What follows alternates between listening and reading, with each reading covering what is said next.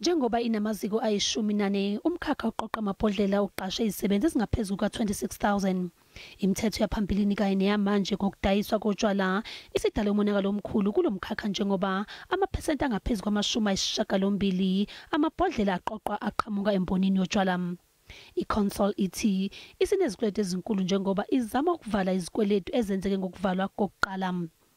Ithi okunye ukunwetshwa kwe-lockdown kuzoba nomthelela omubi kakhulu. Literally had to stop producing at some point, and we also had to freeze certain positions. We also stopped certain capital projects, particularly one up north of R1.5 billion to expansion to the one plant.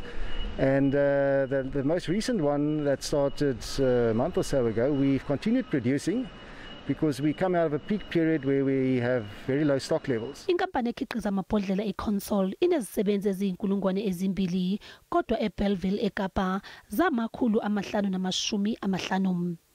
Nakuba isakwazi ukubuyisa izisebenzi okwamanje kunokwesaba ukuthi isazolahleka imisebenzi. The big risk is that you cannot stop a glass factory, like you cannot switch off a tap like you will do with filling a beer or wine.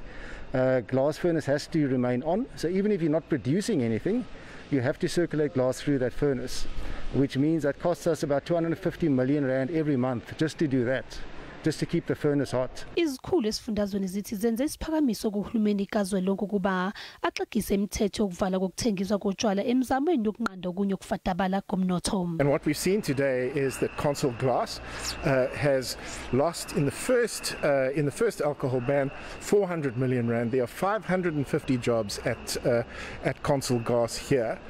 And the bottom line is, if the restrictions are not lifted, this company is not sustainable.